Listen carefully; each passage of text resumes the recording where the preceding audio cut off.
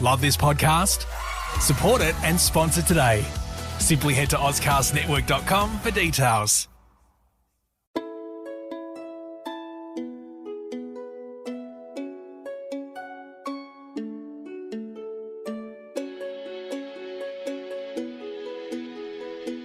Welcome to Hong Kong Confidential. I'm Jules Hannaford and I'm your host. I'm an Australian woman and I've been living in Hong Kong for many years.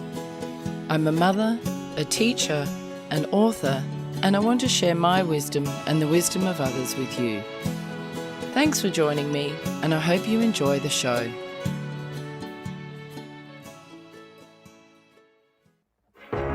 You meet someone online and there's this instant connection. It's amazing how much the two of you just seem to click. They live somewhere far away and there's some plausible reason they can't travel to meet you. They tell you they're in love with you and you feel optimistic for the first time in a long time. They have a successful career, yet somehow they need money from you to solve a short-term problem, always with the promise of paying you back. Time goes on and they need more money more urgently. You've started to see the cracks and begin to wonder whether they've been lying this whole time. All of a sudden it hits you. You've been scammed. Fool Me Twice is the story of my mother, Jules Hannaford, a woman who was drawn into the dangerous world of sweetheart scams. After a trip overseas to meet a stranger, a dangerous altercation in a Manchester hotel room, and thousands of pounds lost for good, she's here to tell her story. Fool Me Twice, a true crime podcast, is available on Apple Podcasts, Ozcast Network, and anywhere you listen to your podcasts. Today I'm here with Shobha Nihalani. Hi Shobha, thank you so much for joining me today. Hi. It's great to have you here. Shobha, tell me a little bit about your background and how you came to be a writer. I've lived in many different countries before I turned 20. I have quite a large experience of living in Asia, in Europe, in America. And then when I got married, I settled down in Hong Kong. And that's where I have been for the last 31 years. Oh, wow. You've been here for 31 years. That's Yes. You've published a number of books across a few different genres. Is it hard to write in different genres? And do you have a favorite genre? My favorite is thrillers. I mean, I've always been interested in reading about suspense, adventure, thriller novels, generally commercial fiction. As time went by, I was so taken by these books, these stories, that I said I must write one myself. And that's how it all started. And I said, I must write something that has an Indian element because my background is Indian and I love India in so many different ways, the culture, the heritage. And I wanted to bring a segment of that, an aspect of that culture into my stories and make it a thriller as well. That's how I got started into it. And how did you find writing when you first started? Do you enjoy it? Do you find it quite solitary? Do you find it difficult? What's it like? Is it easy for you? It is because inherently I feel like I'm an introvert. So for me to be sitting on my own, reading, writing, it's quite comfortable. It's not like I had to make a lot of changes in my lifestyle. It's also flexible because when you write, you can take breaks, you can be with the family, you can handle your home and your children. So it wasn't as bad as I thought it would be. So I was quite comfortable. What are some of the greatest challenges that you've faced as an author? I think it would be if my story is not working, I get very frustrated and irritated with myself. I feel like I started out planned and then somehow my character or my story wasn't heading in the direction I expected it to. Yes, that's a challenge. Writer's block is also another challenge. I also believe that we should take a break. If it's not coming out comfortably, we should just take a break and walk away for a bit, get some fresh air, and then come back and look at the work again. How difficult is it to keep track of plot and character? Because I wrote one book about my personal journey with online dating scams. It's called Fool Me Twice for my listeners out there who don't know yet. Oh, that's lovely. They do. But that was easy enough to write in the fact that the story's in my head, like it's my story. So I know how the story goes. But when you're writing fiction, How difficult is it to keep up with your plot and your subplots and your characters and making sure that it all comes together? How do you do it? It is tricky, but the first thing we have to do is create boundaries and to limit our attention to specific topics that we want to write about. Like, for example, in the Blue Jade, I wanted to cover a topic of art crime, and I also wanted to write about a princess saint, Mirabai, and I also wanted to make it thrilling. So I had these three things in mind, including I wanted a very strong female character. The main protagonist is a female character who's quite stubborn and strong. When you have these parameters and then you kind of plan that, okay, I will not go over this kind of structure, then you can be a little more flexible.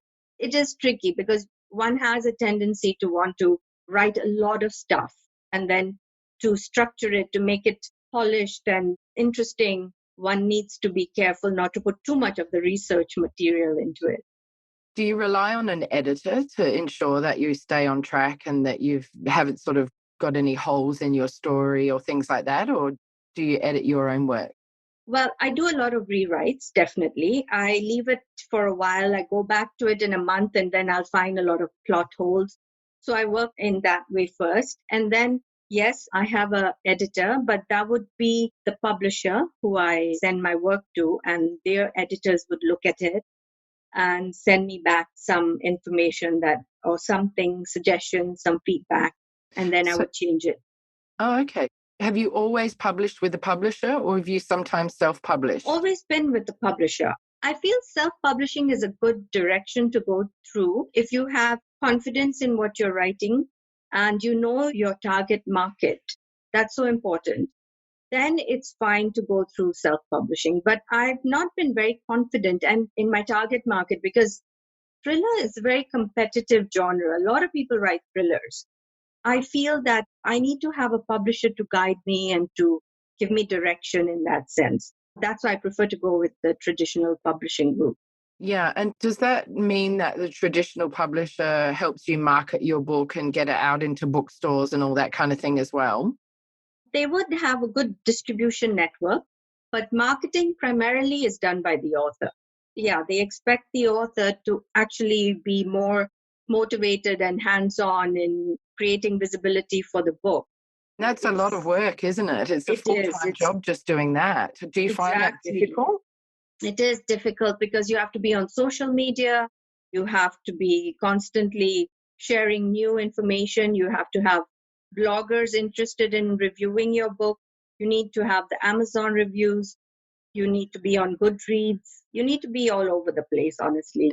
Yeah, it's a full-time job. Do you go to book fairs and different sort of events where you can sell your book in person yourself as well? Ideally, I should be doing this, but I don't plan ahead to that extent because book fairs and everything and festivals, you have to inform them ahead of time. That's like 6 months ahead of time. And sometimes I just cannot commit. And I've had book events here in Hong Kong at Bookazine. They've been very kind to hold some events for my books. And in India, yes, at some literary festivals I have attended.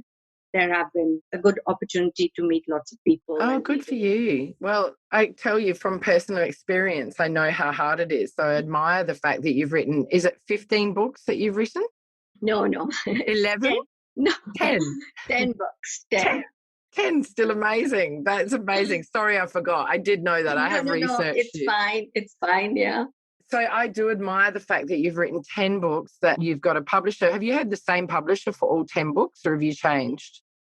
Changed along the way. So from the 9 trilogy, which is also an adventure fantasy book, I have Penguin Random House. So they're a big publishing group. For my psychological thriller, which is Unresolved, the title of the book, is I had Hachette, who took it on. Oh, right. So I always wonder whether people can really make a living from being writers, because to me it seems like it's very, very hard to make a living selling books, especially because there's so many other modes of entertainment for people. And I think books are sort of going a little bit out of fashion for some. True. Do you agree? Yes. Yeah. Do you think people can actually earn a living as an author? No, honestly, I don't think so. Unless there are those rare few people They who hit the big actually time. Yeah, have a big bestseller, or they're a big name person who's, correct. Yeah, although you're making me feel much better. I mean, my book has sold really well, but there's no way you could make a living from it. And it's just, the whole thing's very stressful.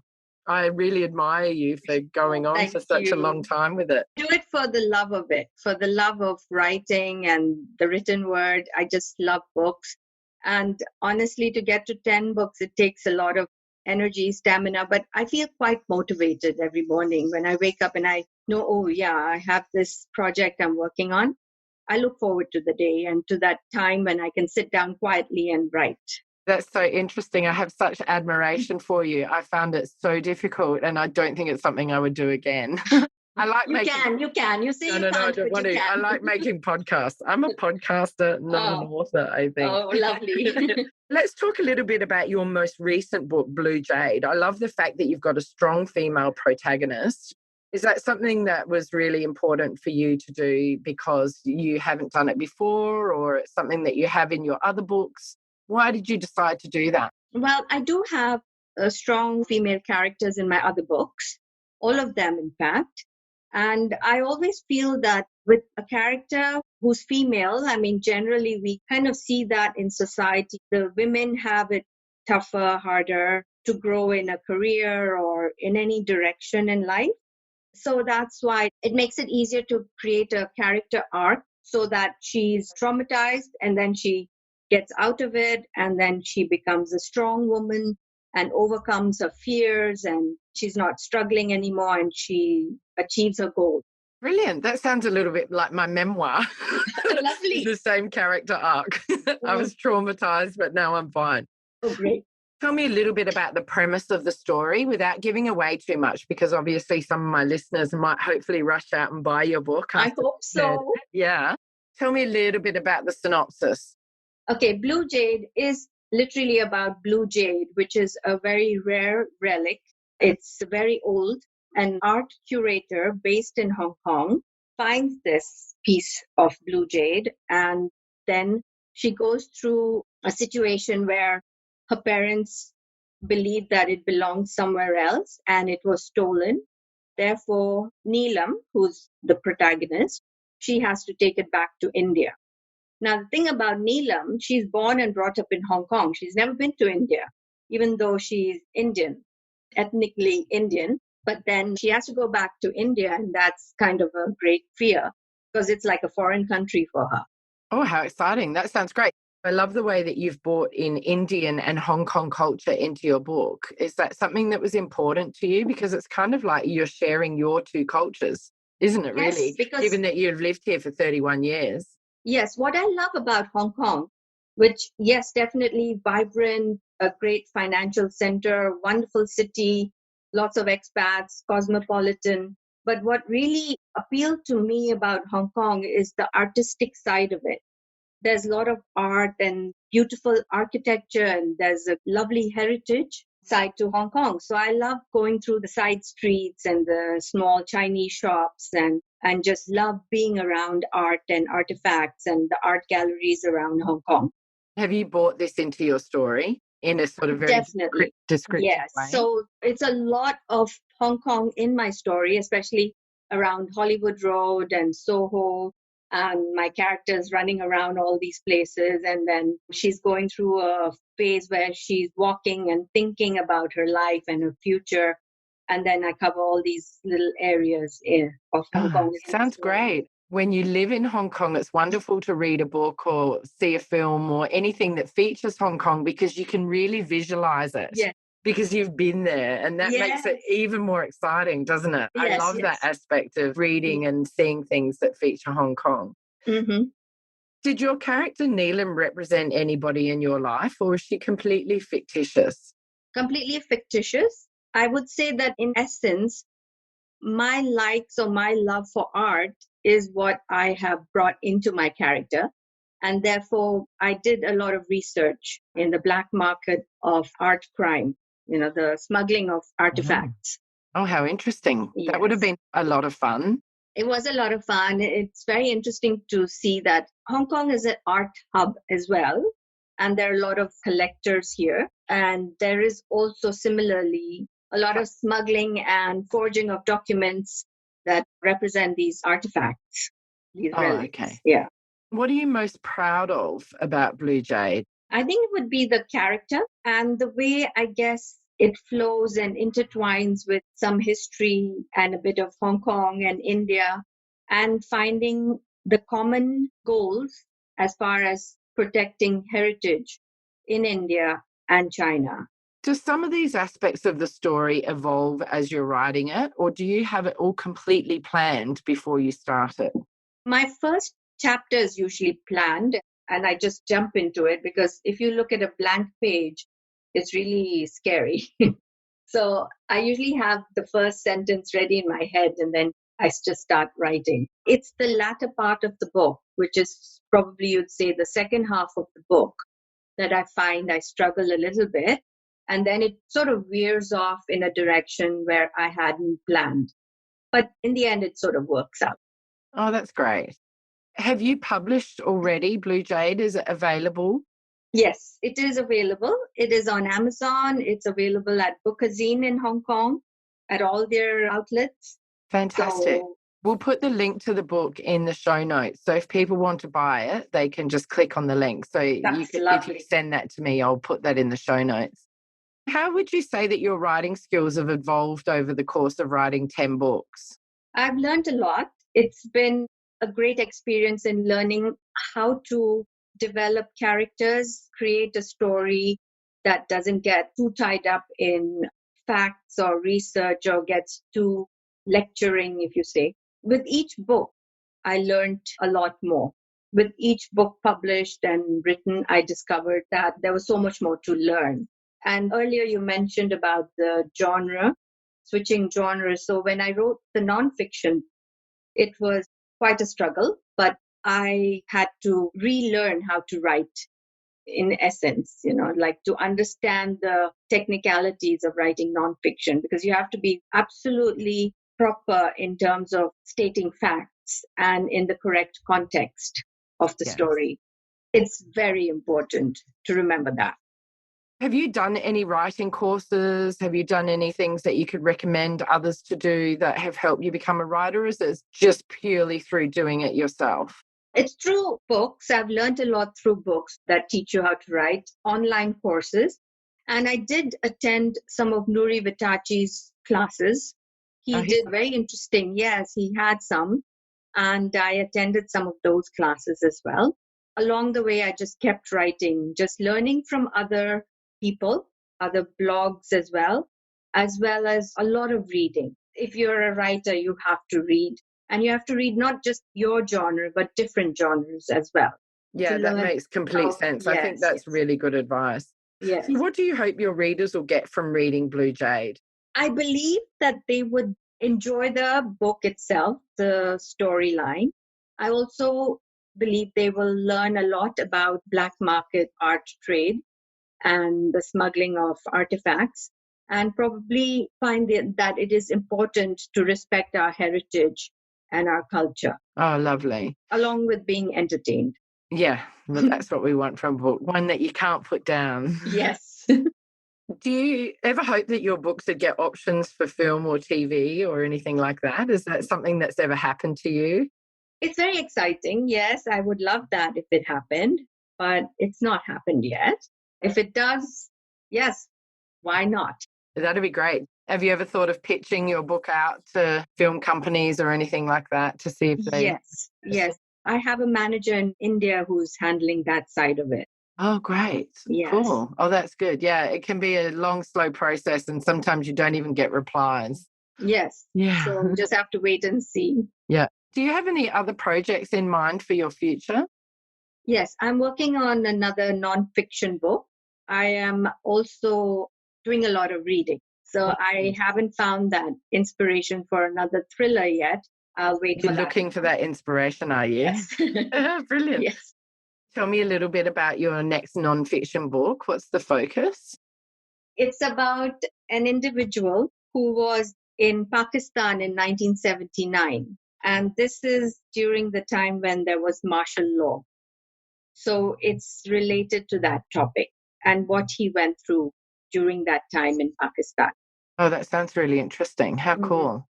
Do you have any advice for any budding writers out there who might be listening? What would you say to them if they wanted to get started in writing their first book? I would say just do it. Don't even listen to your fears. Don't listen to your doubts. Just go for it and start writing. I know it's something you'd say that, oh, I'll do it later, I'll do it tomorrow, but that tomorrow never comes. So you've got to sit down and do it right now. What about being disciplined to write for hours a day? How can people do that when they might get easily distracted or find it difficult to concentrate for a long period of time? I wouldn't recommend just sitting down and waiting for it to come, the ideas to flow. I believe that even while you're walking down the street or you're doing your job or you're doing something else, the ideas will come. You have them ready in your head so that when you sit down to write, you're not stuck. It just flows out.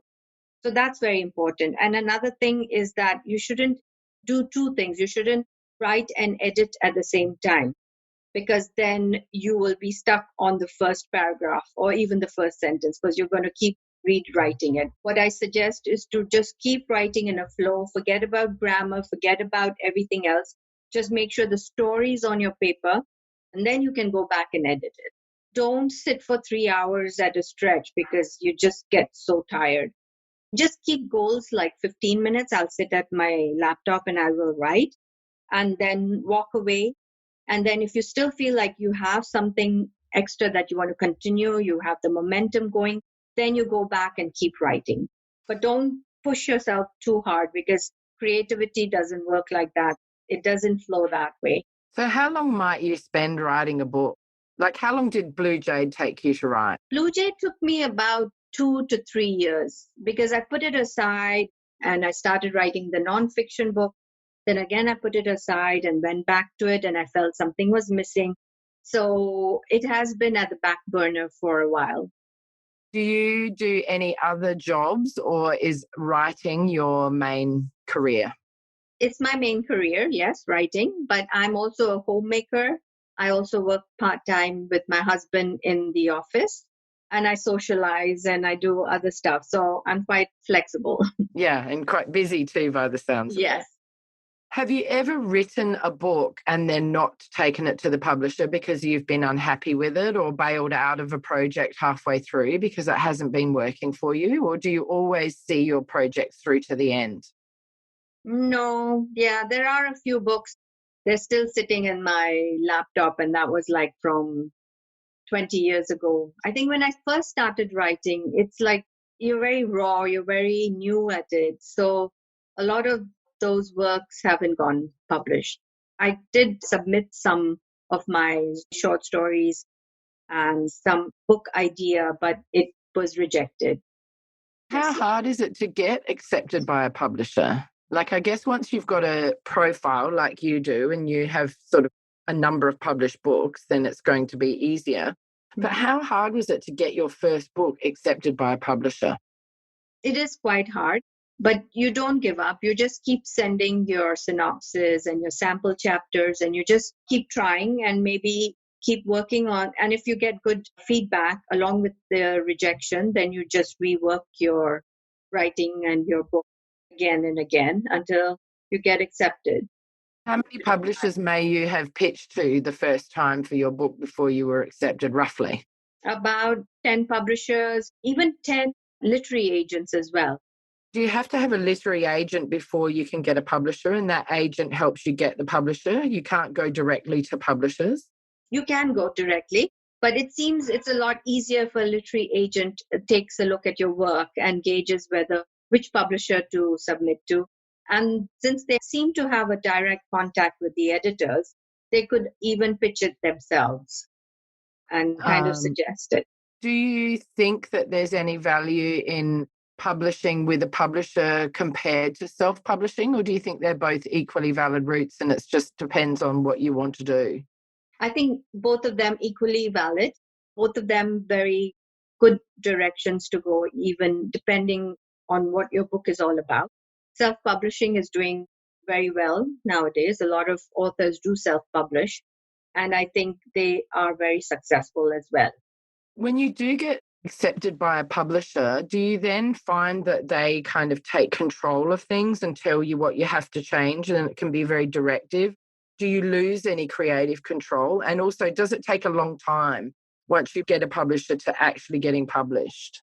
Yes, from submission to actually seeing it on a bookshelf, it could take anywhere from 2 to 3 years. Oh my gosh, I didn't know that. You have to It be takes so time. patient. Yes. That's why people self-publish, because it can Yes. go out exactly when they want it to. Exactly. Yes. It takes time because they have a whole schedule. Then they'll assign an editor, and then the editor might be busy or not. It takes time. And then do you have to follow their edits and their direction and how they'd like the story to go because you're signed with them, or do you still have some creative control? Or does it You do vary? have creative control. They will give you suggestions. They would say, this would look better, sound better, change this or that. And some of that you can take because they are experienced people. They know what it would be easier to sell. Yeah. Do you think that you would ever go the self-publishing route with your future books, or do you think that you'll stick with the publishers? I go with small publishing houses because they also are quite well organized and structured. Self-publishing for me, I think, would be difficult. It would be hard. Is that because of the requirements to get it into stores? And Yes, also without a publisher, a lot of stores, for example, in Australia, I can't really get my books into many stores in Australia because without a publisher, you can't get a distributor, that's right. which It's a I lot didn't harder. know before I self-published. Is that one of the reasons why you wouldn't self-publish? Yes, that would be. Yeah. Do your publisher help with marketing at all, or is the marketing completely on your shoulders? It's completely on my shoulders, but they do advise. They will say, I suggest you do this. I suggest you get bloggers to review your work. They would give some names of some bloggers. They would also mention about Instagram, that a lot of people are on Instagram. So do try to be more visible there. Share your work. Do you think these are some of the key marketing techniques that you've then used, getting bloggers to review your book and using Instagram? Yes. Have you got any other key tips? As well as Amazon reviews are very important. That's what I've learned. When you have, like, say, 300, 400 reviews on Amazon, it automatically gets listed on some ranking and is more visible on Amazon as well. Like, people will be clicking on thrillers and then they'll see, oh, this is another book title. Brilliant. So do you have 300 or 400 reviews on some of your books? I have for 9, yes. Not 300 or 400, but quite a few, like in the Wow, hundreds. congratulations. That's amazing. I've got like 20 something for my book on Amazon. Woohoo. It'll happen. It'll happen. Yeah. Give Oh, it no, some that's time. okay. I'm Yeah. really thrilled with that. What about Amazon ads? Is there a way of advertising your book on Amazon? There is a way, but I'm not sure how that works. It's quite technical. Right. What other tips would you have for any young budding authors for getting their books out there into the world?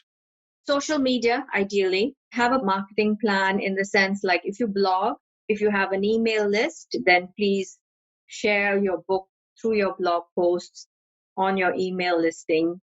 And a lot of reviews are important. So please tell your family, friends, please review my book, just keep pushing that way. And then always talk about it wherever you can. Go for literary festivals. Talk about it. Yeah, do podcasts. Podcasts. Yeah, brilliant.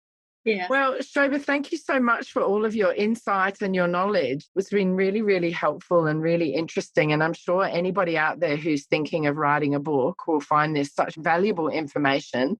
And I hope that there's some avid readers out there who will be interested in purchasing Blue Jade and giving it a review on Amazon or Goodreads. Thank you. I hope so. Yes, thank you for coming on Hong Kong Confidential, and thanks so much. It's been really super interesting. Thank you, Jules. Lovely to be with you and chat with you. Thank you, Thank Shobha. you. For my listeners out there, if this is a podcast that you think your friends and family would enjoy, please can you share it with them? And if you could go to iTunes to rate and review Hong Kong Confidential, then that will help me go up the iTunes charts and it will help people find Shobha's book, Blue Jade. So that would be brilliant. If you're interested in hearing Shobha's answers to 4 secret questions that I'm going to ask her now, you can sign up for patreon.com/Hong Kong Confidential. And for as little as $1 a month, you can sponsor my podcast and you can listen to Shobha's secret question answers and the answers to all the secret questions from my last 20 or so guests. Thanks again, Shobha. It's been amazing. See you later. Thank you. Hi, Confidants. I want to tell you about my Patreon page. I've joined Patreon in the hope of getting sponsorship for my Hong Kong Confidential podcast. Patreon is a great way for my listeners to get on board and sponsor me with monthly payments, and that goes towards my production costs and rewards for my members. If you're interested in checking out my Patreon page, please go to patreon.com and search up Jules Hannaford or Hong Kong Confidential. I would really appreciate you visiting my page.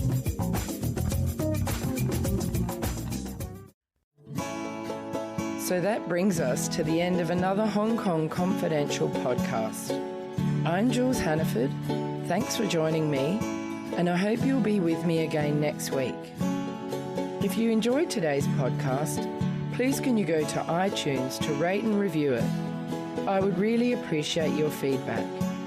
You can email me at jules@hongkongconfidential.net, and you can find me on Facebook and Instagram at Hong Kong Confidential. If you'd like to hit me up on Twitter, it's at Jules Hannaford. I would love to hear from you.